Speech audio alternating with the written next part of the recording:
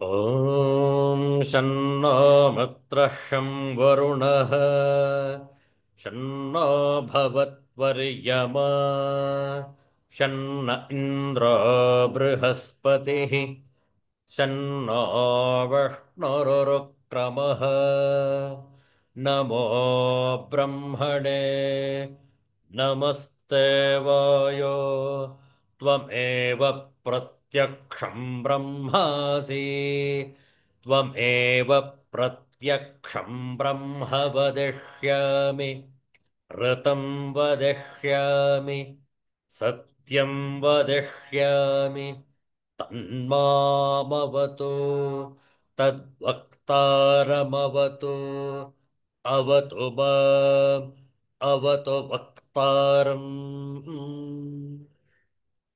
ॐ शान्तिः शान्तिः शान्तिः हरिः ॐ श्रीगुरुभ्यो नमः हरिः ॐ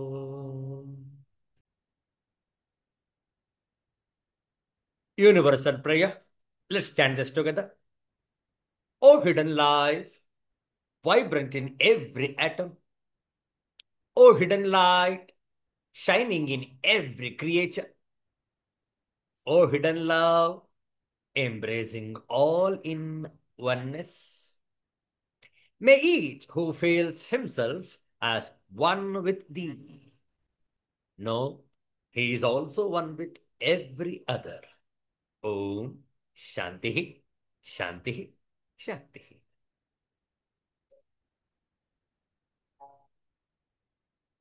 ಇಂದು ಆದಿತ್ಯವಾಸರ ಶ್ರಾವಣ ಶುದ್ಧ ನವಮಿ. ನಿನ್ನೆ ದಿವಸ ಶನಿವಾರ ಕೂಡ ನವಮಿ ತಿಥಿಯೇ ಇದ್ದದ್ದು. ಇಂದು ಕೂಡ ನವಮಿ ತಿಥಿ ಮುಂದುವರೆದಿದೆ. ನಾಳೆ ದಿವಸ ದಶಮಿ, ನಾಳಿದ್ದು ಅತ್ಯಂತ ಪವಿತ್ರವಾದಂತಹ ಏಕಾದಶಿ ವ್ರತ. ಇಂದು ಭಾನುವಾರ, ಶ್ರೇಷ್ಠವಾದಂತಹ ರವಿವಾರದ ದಿನ, ಸೂರ್ಯೋಪಾಸನೆಗೆ ಮೀಸಲಾಗಿರುವ ದಿನ. ಇಂತಹ ಶ್ರೇಷ್ಠವಾದ ಈ ಆದಿತ್ಯವಾಸರದ ಮುಸ್ಸಂಜೆಯಲ್ಲಿ ಶ್ರೀ ವಿಷ್ಣು ಸಹಸ್ರನಾಮದ ಮುಂದುವರಿದ 10 ಶ್ಲೋಕಗಳನ್ನು ಪಾರಾಯಣ ಮಾಡುವ.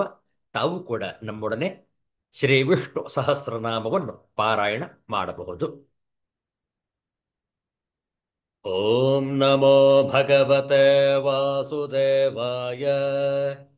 ಅಜಃ ಸರ್ವೇಶ್ವರಃ ಸಿದ್ಧಃ ಸಿದ್ಧಃ ಸರ್ವಾದಿರಚ್ಯುತಃ ವೃಷಾಕಪಿರಮೇಯಾತ್ಮಾ ಸರ್ವಯೋಗವಿನಿಸೃತಃ ವಸುರ್ವಸುಮನಃ ಸತ್ಯಃ ಸಮಾತ್ಮಾ ಸಂಹಿತಃ ಸಮಃ ಅಮೋಘಃ ಪುಂಡರೀಕಾಕ್ಷೋ ವೃಷಕರ್ಮಾ ವೃಷಾಕೃತಿಃ ರುದ್ರೋ ಬಹುಶಿರಾ ಬಭ್ರುರ್ವಿಶ್ವಯೋನಿಃ ಶುಚಿಶ್ರವಾಃ ಅಮೃತಃ ಶಾಶ್ವತಸ್ಥಾಣುರ್ವರಾರೋಹೋ ಮಹಾತಪಾಃ ಸರ್ವಗಃ ಸರ್ವವಿದ್ಭಾನುರ್ವಿಶ್ವಕ್ಸೇನೋ ಜನಾರ್ದನಃ ವೇದೋ ವೇದವಿದವ್ಯಂಗೋ ವೇದಾಂಗೋ ವೇದವಿತ್ಕವಿಃ ಲೋಕಾಧ್ಯಕ್ಷಃ ಸುರಾಧ್ಯಕ್ಷೋ ಧರ್ಮಾಧ್ಯಕ್ಷಃ ಕೃತಾಕೃತಃ ಚತುರಾತ್ಮಾ ಚತುರ್ವ್ಯೂಹಶ್ಚತುರ್ದಂಷ್ಟಶ್ಚತುರ್ಭುಜಃ ಭ್ರಾಜಷ್ಣುರ್ಭೋಜನಂ ಭೋಕ್ತಾ ಸಹಿಷ್ಣುರ್ಜಗದಾಧಿಜಃ ಅನಘೋ ವಿಜಯೋ ಜೇತ ವಿಶ್ವಯೋನಿಃ ಪುನರ್ವಸುಃ ಉಪೇಂದ್ರೋ ವಾಮನಃ ಪ್ರಾಂಶುರಮೋಘಃ ಶುಚಿರೋರ್ಜಿತಃ ಅತೀಂದ್ರಃ ಸಂಗ್ರಹಃ ಸರ್ಗೋ ಧೃತಾತ್ಮಾ ನಿಯಮೋ ಯಮಃ ವೇದ್ಯೋ ವೈದ್ಯಃ ಸದಾ ಯೋಗಿ ವೀರಃ ಮಾಧವೋ ಮಧುಃ ಅತೀಂದ್ರಿಯೋ ಮಹಾಮಾಯೋ ಮಹೋತ್ಸಾಹೋ ಮಹಾಬಲಃ ಮಹಾಬುದ್ಧಿರ್ಮಹಾವೀರ್ಯೋ ಮಹಾಶಕ್ತಿರ್ಮಹಾದ್ಯುತಿಃ अनिर्देश्य वपुः श्रेमानमेयात्मा महादृधृत् महेश्वासो महीभर्त श्रीनिवासः सतङ्गतिः अनिरुद्धः सुरानन्दो गोविन्दो गोविदाम्पतिः ॐ शान्तिः शान्तिः शान्तिः हरिः ॐ श्रीगुरुभ्यो नमः हरिः ॐ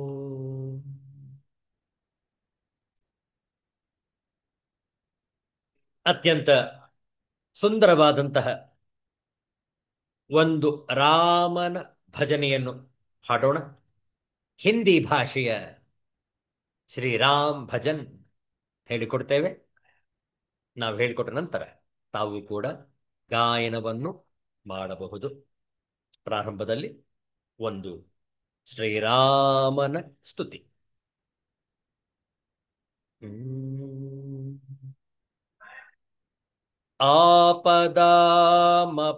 आपदामपहर्तारम् दातारं सर्वसम्पदाम्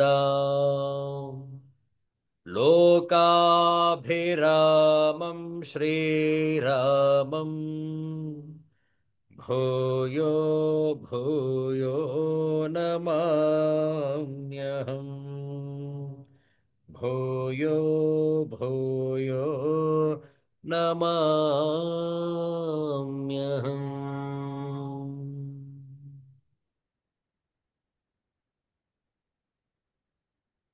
हे राम हे राम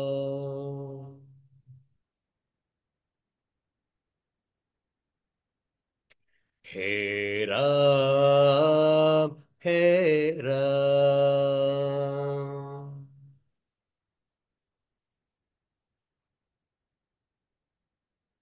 जग में सचो तेरो नाम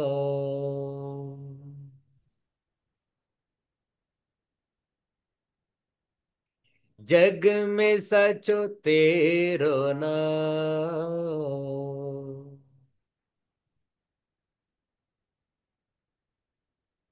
हे राम हे राम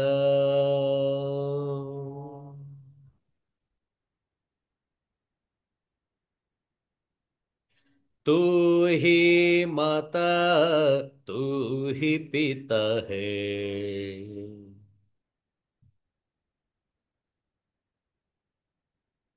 तू ही माता तू ही पिता है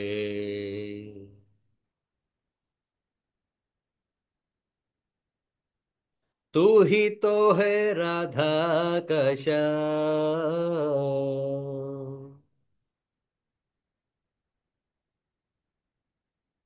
हे राम हे राम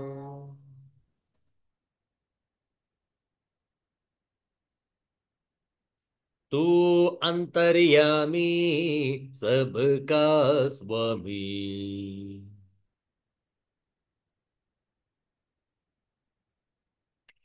तू अंतर्यामी सबका स्वामी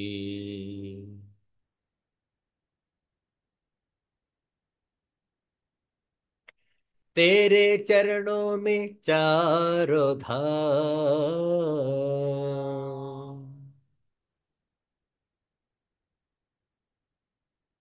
हे राम हे राम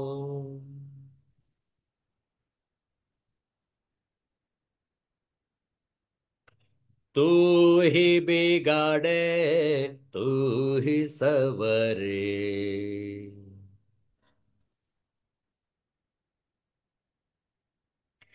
तू ही बिगाड़े तू ही सवरे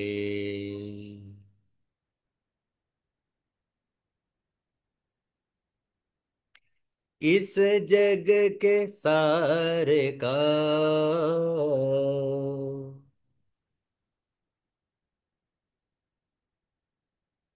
हे राम हे राम।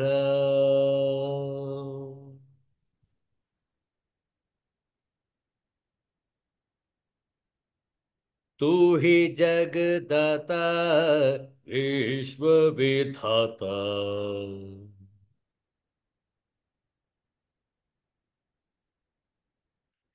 तू ही जगदाता विश्व विधाता।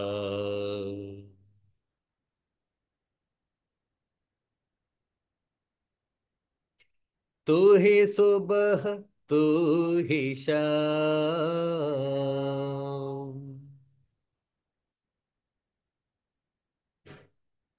हे राम हे राम।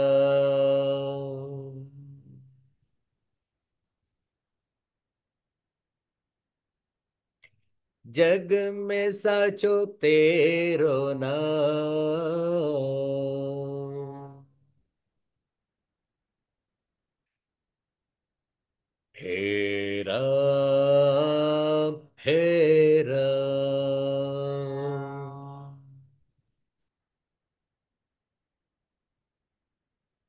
हे राम हे राम।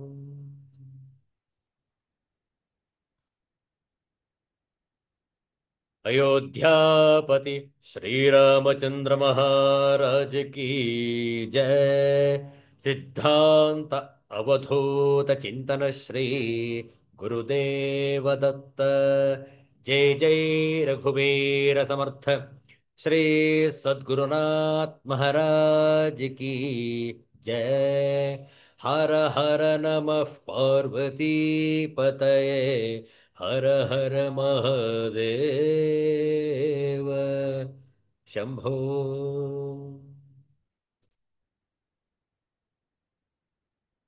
ಎರಡು ನಿಮಿಷ ಅಷ್ಟಾಕ್ಷರಿ ಮಂತ್ರದ ಜಪವನ್ನು ಮಾಡೋಣ.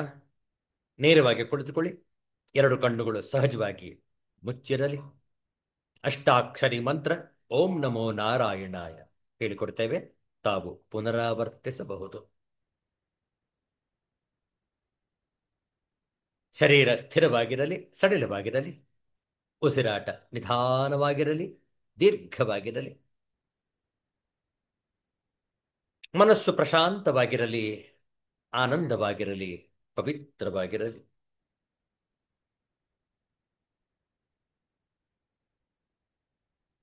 ಓಂ ನಮೋ ನಾರಾಯಣಾಯ. ಓಂ ನಮೋ ನಾರಾಯಣಾಯ.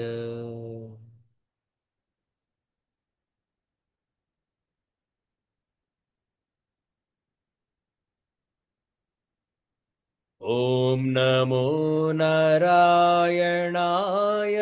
ಓಂ ನಮೋ ನಾರಾಯಣಾಯ.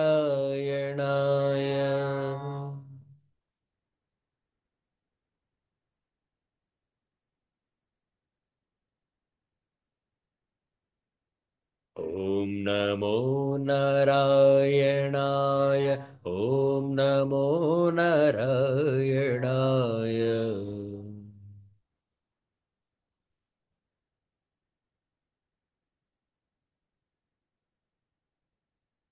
ಓಂ ನಮೋ ನಾರಾಯಣಾಯ. ಓಂ ನಮೋ ನಾರಾಯಣಾಯ.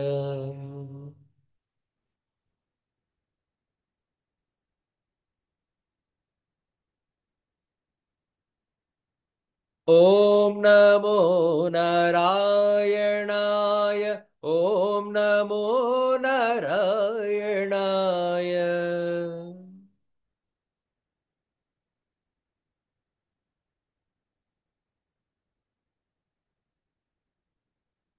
ಓಂ ನಮೋ ನಾರಾಯಣಾಯ. ಓಂ ನಮೋ ನಾರಾಯಣಾಯ.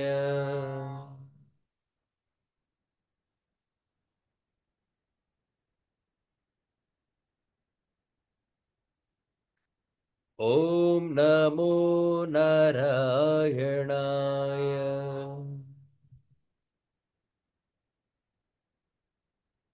ಓಂ नमो नारायणाय।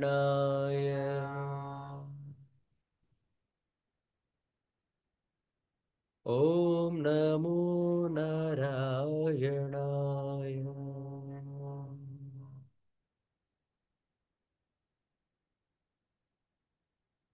ನಿಧಾನವಾಗಿ ಕಣ್ಣುಗಳನ್ನು ತೆರೆಯುವುದು. ಶ್ರೀಮದ್ ಭಗವದ್ಗೀತೆಯ 15ನೇ ಅಧ್ಯಾಯದ ವಿಚಾರವನ್ನು ಮಾಡ್ತಾ ಇದ್ದೇವೆ. ಪ್ರಾರಂಭದಲ್ಲಿ ಕೆಲವು ಶ್ಲೋಕಗಳ ಪಾರಾಯಣ. ಪ್ರತಿಯೊಂದು ಶ್ಲೋಕವನ್ನು ಹೇಳಿಕೊಡ್ತೇವೆ, ತಾವು ಪುನರಾವರ್ತಿಸಬಹುದು. ತಮ್ಮಲ್ಲಿ ಶ್ರೀಮದ್ ಭಗವದ್ಗೀತೆಯ ಪವಿತ್ರವಾದ ಗ್ರಂಥವಿದ್ದಲ್ಲಿ 15ನೇ ಅಧ್ಯಾಯವನ್ನು ತೆರೆಯುವುದು, 7ನೆಯ ಶ್ಲೋಕದಿಂದ ಪಾರಾಯಣ ಆರಂಭ, 12ನೆಯ ಶ್ಲೋಕದವರೆಗೆ ಹೇಳಿಕೊಡ್ತೇವೆ, ಪುನರಾವರ್ತಿಸುವುದು. ಓಂ ಶ್ರೀ ಪರಮಾತ್ಮನೇ ನಮಃ.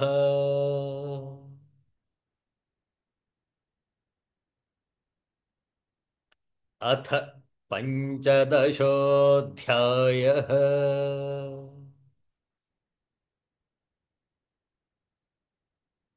ಪುರುಷೋತ್ತಮಯೋಗಃ.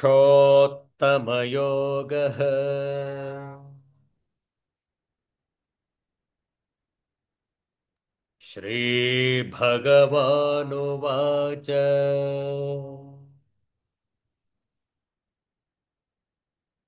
ಮಮೈವಾಂಶೋ ಜೀವಲೋಕೆ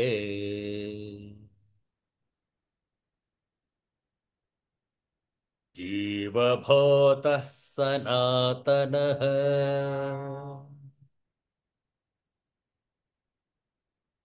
ಮನಃ ಷಷ್ಠಾನೀಂದ್ರಿಯಾಣಿ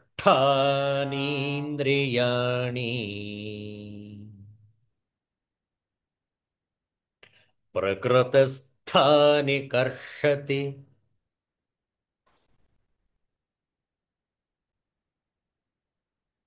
ಶರೀರಂ ಯದವಾಪ್ನೋತಿ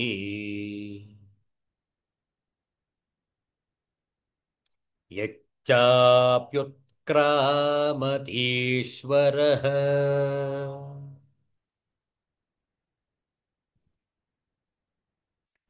ಗೃಹೀತ್ವೈತಾನಿ ಸಂಯಾತಿ.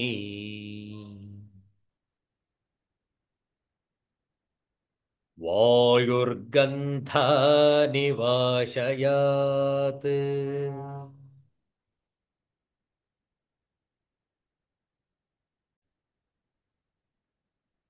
ಶ್ರೋತ್ರಂ ಚಕ್ಷುಸ್ಪರ್ಶನಂ ಚ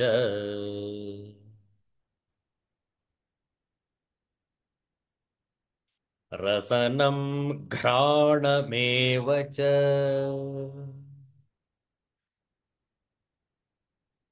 ಅಧಿಷ್ಠಾಯ ಮನಶ್ಚಾಯಂ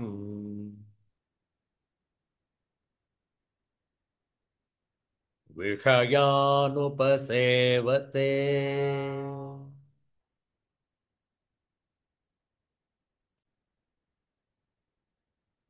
ಉತ್ಕ್ರಾಮಂತಂ ಸ್ಥಿತಂ ವಾಪಿ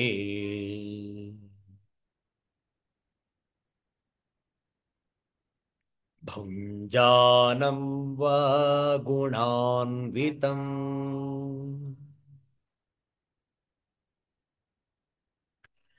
ವಿಮೂಢಾ ನಾನುಪಶ್ಯಂತಿ ಪಶ್ಯಂತಿ ಜ್ಞಾನಚಕ್ಷುಷಃ.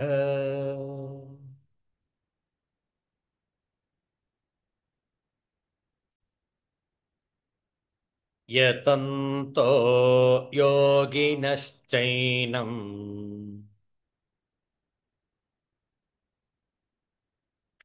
ಪಶ್ಯಂತ್ಯಾತ್ಮನ್ಯವಸ್ಥಿತಂ.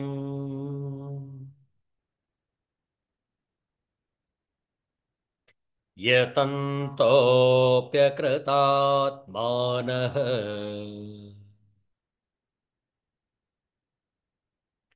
ನೈನಂ ಪಶ್ಯಂತ್ಯಚೇತಸಃ.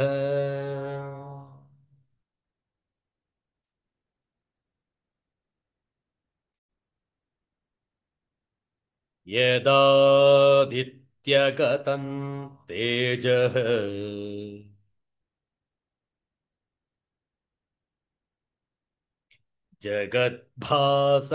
जगद्भासयतेऽखिलम्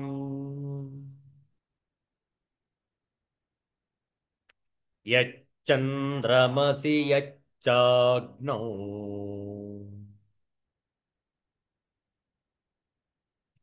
तत्तेजो विद्धि मामकम्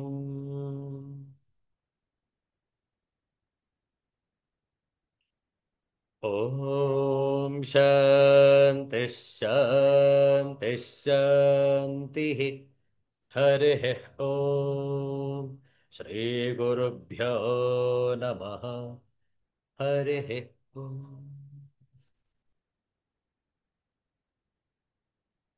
ಆತ್ಮೀಯ ಬಂಧುಗಳೇ, ನಾವೆಲ್ಲರೂ ಕೂಡ ಆಸ್ತಿಕರು. ಭಗವಂತನ ಅಸ್ತಿತ್ವವನ್ನು ಸಂಶಯರಹಿತವಾಗಿ ನಂಬಿದ್ದೇವೆ.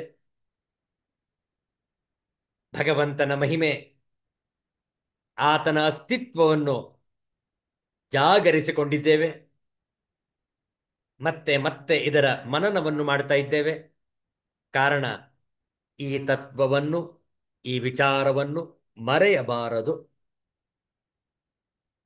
ಅಖಿಲ ಭೂಮಂಡಲವನ್ನು ಪ್ರಕಾಶಿಸುವಂತಹ ಸೂರ್ಯನ ತೇಜಸ್ಸು, ಚಂದ್ರನಲ್ಲಿರುವ ತೇಜಸ್ಸು, ಅಗ್ನಿಯಲ್ಲಿರುವ ತೇಜಸ್ಸು ಭಗವಂತನ ಅಂಶವೇ. ಸರ್ವಲೋಕಗಳಲ್ಲಿರುವ ತೇಜಸ್ಸುಗಳಿಗೆಲ್ಲ ಭಗವಂತನೇ ತೇಜಸ್ಸನ್ನು ನೀಡುವವನು. ಭೂಮಿಯನ್ನು ಪ್ರವೇಶಿಸಿ ಭಗವಂತನ ಆ ಓಜಸ್ಸಿನ ಶಕ್ತಿಯಿಂದ ಸಮಸ್ತ ಪದಾರ್ಥಗಳಿಗೆ, ಸಮಸ್ತ ಜೀವಿಗಳಿಗೆ ಶಕ್ತಿ ಸಾಮರ್ಥ್ಯಗಳು ಒದಗಿಸಲ್ಪಡುತ್ತವೆ. ಭಗವಂತನೇ ರಸಸ್ವರೂಪಿ ಚಂದ್ರನಾಗಿ ಸಂಪೂರ್ಣ ವನಸ್ಪತಿಗಳನ್ನು, ಸಸ್ಯಗಳನ್ನು, ಔಷಧಯುಕ್ತ ಸಸ್ಯಗಳನ್ನು ಪುಷ್ಟಿಗೊಳಿಸಿ ಭಗವಂತನೇ ಬೆಳೆಸುತ್ತಿರುವನು. ಹೌದಲ್ಲ?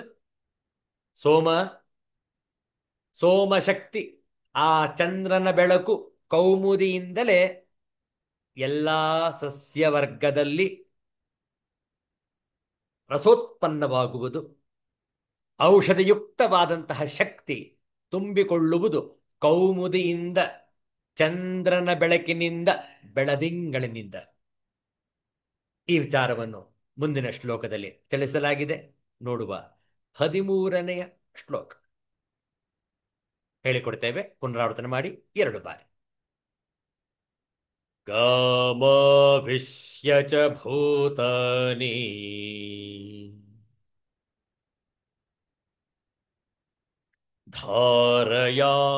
ಧಾರಯಾಮ್ಯಹಮೋಜಸಾ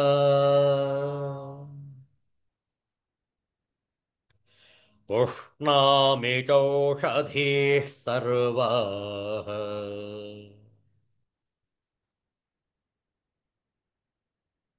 ಸೋಮೋ ಭೂತ್ವಾ ರಸಾತ್ಮಕಃ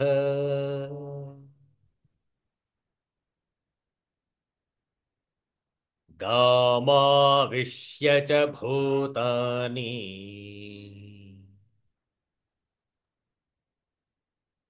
ಧಾರಯಾಮ್ಯಹಮೋಜಸಾ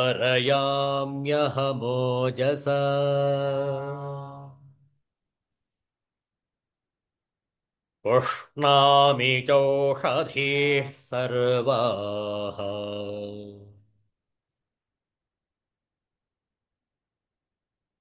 ಸೋಮೋ ಭೂತ್ವಾ ರಸಾತ್ಮಕಃ.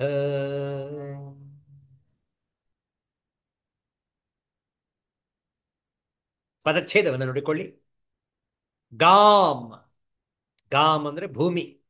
ಗಾಮ್ ಆವಿಶ್ಯ ಚ ಭೂತಾನಿ ಧಾರಯಾಮಿ ಅಹಂ ಓಜಸಾ ಪುಷ್ಣಾಮಿ ಚ ಓಷಧೀಹಿ. ಓಷಧೀಹಿ ಔಷಧಿ ಅನ್ನುವ ಅರ್ಥ.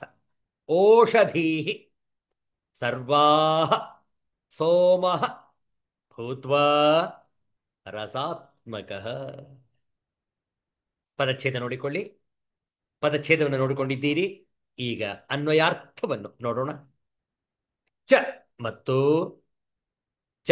ಅಂತ ಏನು? ಹಿಂದಿನ ಶ್ಲೋಕದಿಂದ ಮುಂದುವರಿದ ಭಾಗ.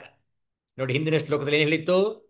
ಸೂರ್ಯನಲ್ಲಿಯೋ ಚಂದ್ರನಲ್ಲಿಯೋ ಮತ್ತು ಅಗ್ನಿಯಲ್ಲಿಯೂ ಇರುವ ಇಡೀ ಜಗತ್ತನ್ನೇ ಪ್ರಕಾಶಪಡಿಸುವಂತಹ ತೇಜಸ್ಸನ್ನು ನನ್ನದೇ ಆದ ತೇಜಸ್ಸೆಂದು ತಿಳಿ. ಮತ್ತು ಅಹಂ ಗಾಂ ಆವಿಶ್ಯ, ನಾನೇ ಭೂಮಿಯಲ್ಲಿ ಪ್ರವೇಶಿಸಿ ಓಜಸ, ನನ್ನ ಶಕ್ತಿಯಿಂದ, ಓಜಸ್ಸಿನ ಶಕ್ತಿಯಿಂದ ಭೂತಾನಿ ಧಾರಯಾಮಿ, ಎಲ್ಲ ಜೀವಿಗಳನ್ನು ಧರಿಸುತ್ತೇನೆ. ಚ ಮತ್ತು ರಸಾತ್ಮಕ, ರಸಸ್ವರೂಪಿ ಅರ್ಥಾತ್ ಅಮೃತಮಯನಾದ ಸೋಮಃ ಭೂತ್ವಾ, ಚಂದ್ರನಾಗಿ ಸರ್ವಾಹ ಓಷಧೀ ಪುಷ್ಣಾಮಿ, ಸಕಲ ವನಸ್ಪತಿಗಳನ್ನೆಲ್ಲ, ಯಾವುದು ಔಷಧಿಯುಕ್ತವಾಗಿದೆಯೋ ಆ ಸಸ್ಯವರ್ಗಕ್ಕೆ ಹೆಸರು ವನಸ್ಪತಿ. ಸಕಲ ಗಳನ್ನೆಲ್ಲ ಪುಷ್ಟಿಗೊಳಿಸುತ್ತೇನೆ. ಮತ್ತು ನಾನೇ ಭೂಮಿಯಲ್ಲಿ ಪ್ರವೇಶಿಸಿ ನನ್ನ ಶಕ್ತಿಯಿಂದ ಎಲ್ಲ ಜೀವಿಗಳನ್ನು ಧರಿಸುತ್ತೇನೆ.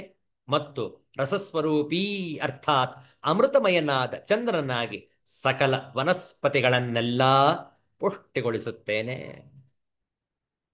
मैं प्रत्येक लोक में प्रवेश करता हूं और मेरी शक्ति से सारे लोक अपनी कक्षा में स्थित रहते हैं. मैं चंद्रमा बनकर समस्त वनस्पतियों को जीवन रस प्रदान करता हूं. I enter into each planet and by my energy they stay in orbit. I become the moon and thereby supply the juice of life to all vegetables. ಎಷ್ಟು ಚಂದ ಇದೆ ನೋಡಿ. ಗಾಂ ಆವಿಶ್ಯ, ಭೂಮಿಯಲ್ಲಿ ಪ್ರವೇಶಿಸಿ ನನ್ನ ಶಕ್ತಿಯಿಂದ ಎಲ್ಲ ಜೀವಿಗಳನ್ನು ಧರಿಸುತ್ತೇನೆ. ಓಜಸ ಭೂತಾನಿ ಧಾರಯಾಮಿ. ಅತ್ಯಂತ ಚಂದವಿರುವಂತಹ ಶ್ಲೋಕ ಇದು. ಇದರ ಶಾಂಕರ ಭಾಷ್ಯವನ್ನು ನೋಡೋಣ. 13ನೇ ಶ್ಲೋಕದ ಶಾಂಕರ ಭಾಷ್ಯ.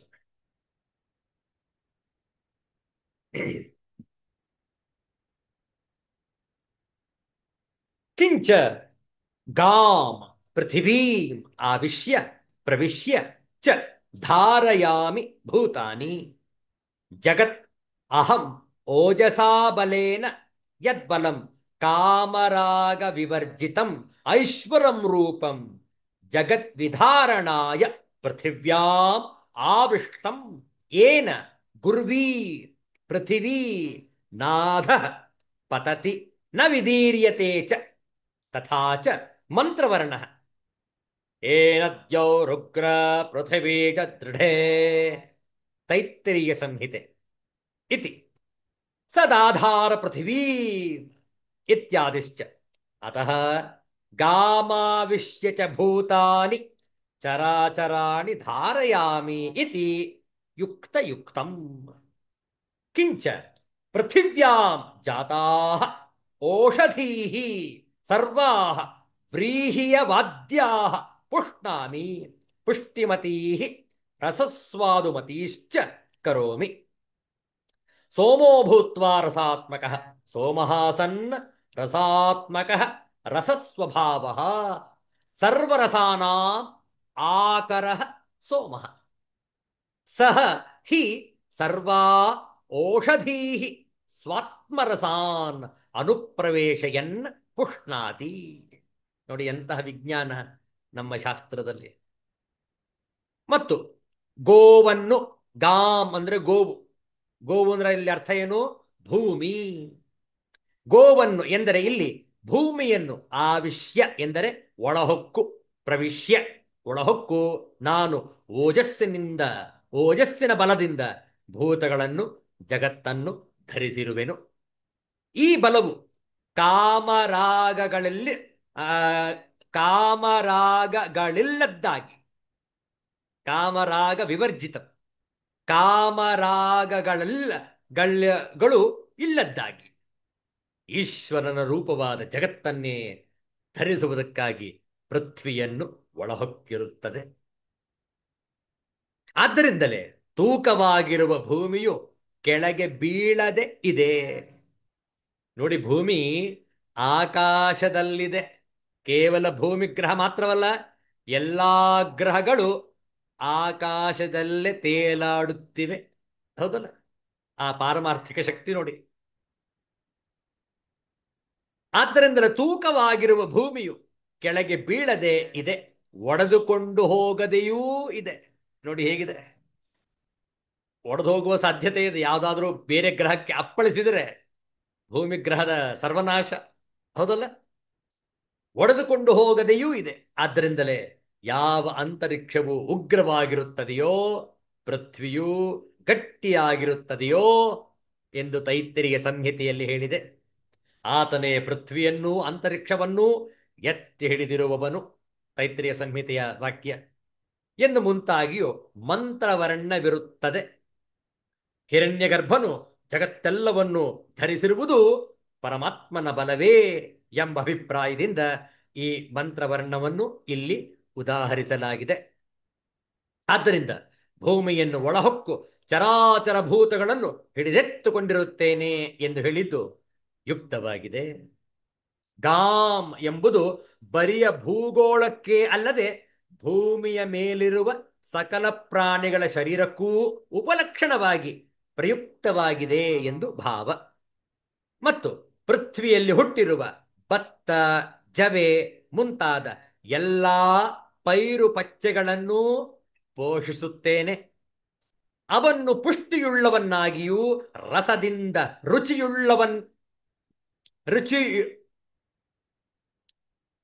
ರುಚಿಯಿಂದ ಉಳ್ಳವನ್ನಾಗಿಯೂ ಮಾಡುತ್ತೇನೆ. ಸೋಮನಾಗಿ, ರಸಾತ್ಮಕವಾದ ಸೋಮನಾಗಿ ಪೋಷಿಸುತ್ತೇನೆ. ರಸಾತ್ಮಕನು ಎಂದರೆ ರಸಸ್ವಭಾವದವನಾದ ಎಂದರ್ಥ.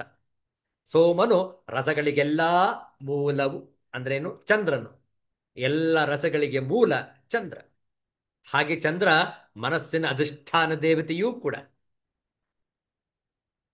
ಸೋಮನು ರಸಗಳಿಗೆಲ್ಲ ಮೂಲವು, ಏಕೆಂದರೆ ಅವನೇ ಎಲ್ಲ ಗಿಡ ಮರಗಳಿಗೂ ತನ್ನ ರಸವನ್ನು ಒಳಹೋಗಿಸುವುದರ ಮೂಲಕ ಪೋಷಿಸಿರು ಪೋಷಿಸಿ ಪೋಷಿಸಿರುತ್ತಾನೆ. ಸೋಮನಿಂದ ಸಸ್ಯಗಳ ಪೋಷಣ ದ್ರವ್ಯವು ಒದಗುವುದೆಂದು ವೇದದ ವಾದ. ಇದನ್ನೇ ವಿಜ್ಞಾನಿಗಳು ಆಧರಿಸಿಕೊಂಡು ತಮ್ಮ ಸಂಶೋಧನೆಗಳಲ್ಲಿ ತೊಡಗಿಸಿಕೊಂಡು ಇದನ್ನು ಪುಷ್ಟಿಗೊಳಿಸಿದ್ದಾರೆ, ಇದನ್ನು ಒಪ್ಪಿಕೊಂಡಿದ್ದಾರೆ.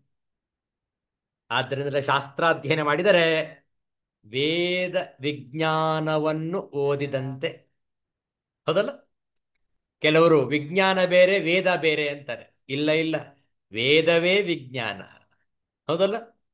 ಅಷ್ಟು ಅಗಾಧವಾದಂತಹ ಸಂಶೋಧನೆ ನಡೆದಿದೆ ನಮ್ಮ ಋಷಿಗಳ ಆಂತರ್ಯದಲ್ಲಿ, ಹೃದಯದಲ್ಲಿ, ಮನಸ್ಸಿನಲ್ಲಿ, ಬುದ್ಧಿಯಲ್ಲಿ. ಹೌದಲ್ಲ? ಇಂತಹ ಒಂದು ತತ್ವವನ್ನು ತಿಳಿದುಕೊಂಡಾಗ ಭಗವಂತನ ಆವಿರ್ಭಾವ ಆಗದೆ ಇರುವುದಿಲ್ಲ ಅಲ್ವೇ? ಆದ್ದರಿಂದ ನಾವೆಲ್ಲರೂ ಕೂಡ ಆಸ್ತಿಕರು. ಭಗವಂತನನ್ನೇ ಎಲ್ಲೆಲ್ಲೂ ಕೂಡ ಕಾಣುವಂತಹ ಚೈತನ್ಯವನ್ನು ನಾವು ಭಾರತೀಯರು ಮುಖ್ಯವಾಗಿ ಗಳಿಸಿಕೊಂಡಿದ್ದೇವೆ. ಈ ತತ್ವ ವಿಚಾರವನ್ನು ಗುಂಡಪ್ಪನವರು ತಮ್ಮದೇ ಆದಂತಹ ಶೈಲಿಯಲ್ಲಿ ವಿವರಿಸಿದ್ದಾರೆ. ನೋಡುವ ಕಗ್ಗದ ಒಂದು ಮುಕ್ತಕ.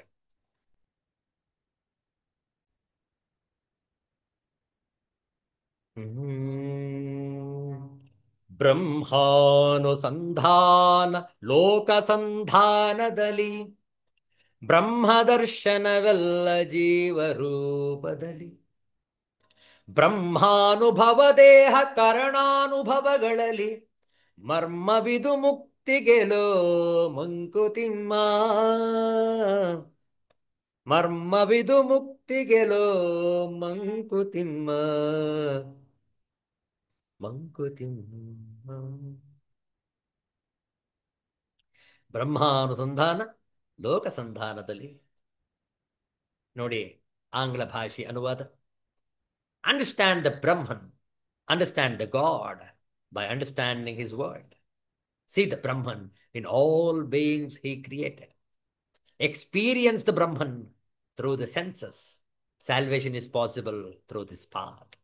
Experiencing the world and not by abandoning it. Mankutimma. ದೇಹ ಕರಣಾನುಭವಗಳಲ್ಲಿ, ದೇಹ ಕರಣ ಅನುಭವಗಳಲ್ಲಿ ಮರ್ಮವು ಇದು. ಮುಕ್ತಿಗೆಲೋ, ಮುಕ್ತಿಗೆ ಎಲ್ಲೋ. ಕರಣ ಸಾಧನ, ಉಪಕರಣ, ಮರ್ಮ ಗುಟ್ಟು. ಅತ್ಯಂತ ಸೊಗಸಾದಂತಹ ವಿಚಾರ ನೋಡಿ. ಆ ಪರಮಾತ್ಮ ಸುಮ್ಮನೊಬ್ಬಂಟಿಯಂತಿಹುದು, ಬೇಸರಬಹುದು ಹೊಮ್ಮುವೆನು ಕೋಟಿ ರೂಪದಲ್ಲಿ ನಾನೆಂದು. ಮುಕ್ತಕ 74ರಲ್ಲಿ ಈ ವಿವರಣೆ ಇದೆ. ಎಂದು ಈ ಜಗತ್ತಿನಲ್ಲಿ ಹಲವಾರು ರೂಪಗಳಲ್ಲಿ ಪ್ರಕಟವಾದನೆಂದು ಹೇಳುತ್ತಾ, ಈ ಲೋಕದಲ್ಲಿರುವುದೆಲ್ಲ ಬೇರೆ ಬೇರೆ ರೂಪಗಳನ್ನು ಧಾರಣೆ ಮಾಡಿದ ಆ ಪರಬ್ರಹ್ಮನೇ ಎನ್ನುತ್ತಾರೆ ಗುಂಡಪ್ಪನವರು, ಶಾಸ್ತ್ರದ ವಾಕ್ಯವನ್ನು ಹೇಳಿರುವರು. ಹಾಗಾಗಿ ಲೋಕವನ್ನು ಸರಿಯಾಗಿ ಅನುಸಂಧಾನ ಮಾಡಿದರೆ ಆ ಪರಬ್ರಹ್ಮನನ್ನು ಅನುಸಂಧಾನ ಮಾಡಿದಂತೆಯೇ ಆ ಪರಬ್ರಹ್ಮಾನುಭಾವವನ್ನು ದೇಹವೆಂಬ ಸಾಧನದಿಂದಲೇ ಸಾಧಿಸಬೇಕು. ಇದೇ ಮುಕ್ತಿ ಸಾಧನೆ. ಇದು ಮುಕ್ತಿ ಸಾಧನೆಯ ಮರ್ಮ ಎಂದು ಒಂದು ಗಹನವಾದ ತತ್ವವನ್ನು ನಮಗೆ ಅರಿವಿದ್ದಾರೆ ಮಾನ್ಯ ಗುಂಡಪ್ಪನವರು. ಒಂದು ಬೃಹತ್ ಚೇತನ ತಾನೇ ಅಣುಚೇತನವಾಗಿ ತನ್ನಿಂದಲೇ ಜಡವನ್ನು ಸೃಷ್ಟಿಸಿ ಆ ಜಡದೊಳಕ್ಕೆ ಸೇರಿಕೊಂಡು ನಾನಾ ರೂಪಗಳನ್ನು ಧಾರಣೆ ಮಾಡಿ ಈ ಲೋಕವನ್ನು ಸೃಷ್ಟಿಸಿದೆ. ಹಾಗಾಗಿ ಎಲ್ಲ ರೂಪಗಳನ್ನು ಧಾರಣೆ ಮಾಡಿರುವುದು ಆ ಪರಬ್ರಹ್ಮ ವಸ್ತುವು. ಎಲ್ಲ ರೂಪಗಳನ್ನೂ ಧಾರಣೆ ಮಾಡಿರುವುದು ಆ ಪರಬ್ರಹ್ಮ ವಸ್ತುವು ಎನ್ನುವುದು ಸಿದ್ಧವಾದಂತೆಯೇ ಅಲ್ಲವೇ? ನಾವು ನೋಡುವುದು ಬಾಹ್ಯ ರೂಪ.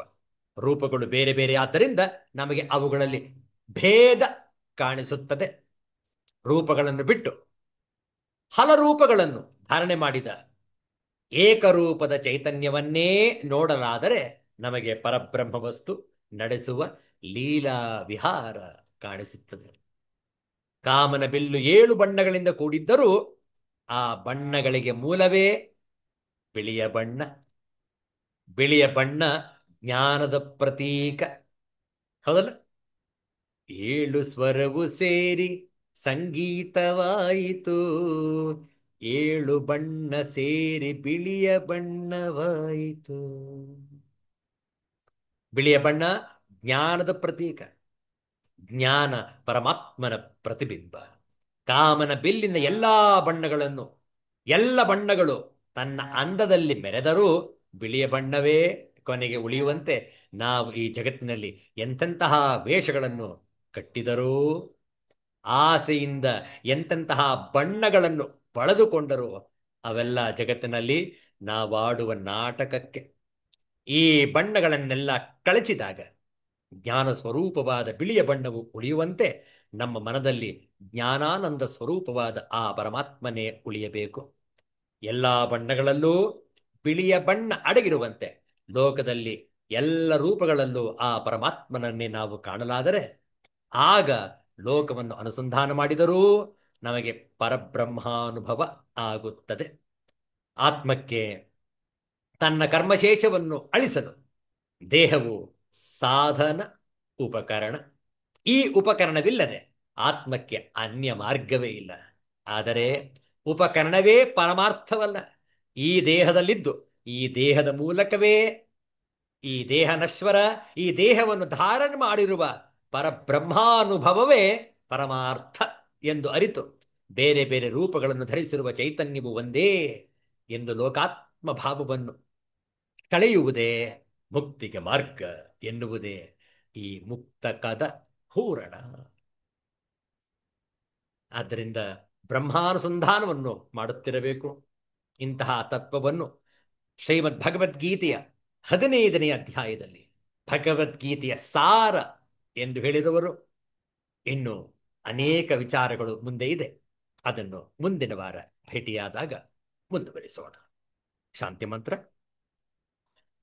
ॐ सर्वे भवन्तु सुखिनः सर्वे सन्तु निरामयाः सर्वे भद्राणि पश्यन्तु मा कश्चित् दुःखभाग् भवेत् ॐ शान्ति शान्ति शान्तिः हरिः ॐ श्रीगुरुभ्यो नमः ಹರಿ ಓಂ. ಮತ್ತೆ ಭೇಟಿ ಮಾಡೋಣ. ಎಲ್ಲರಿಗೂ ಒಳಿತಾಗಲಿ, ಎಲ್ಲರಿಗೂ ಶುಭವಾಗಲಿ. ಜೈ ಶ್ರೀ ಗುರುದೇವ ದತ್ತ.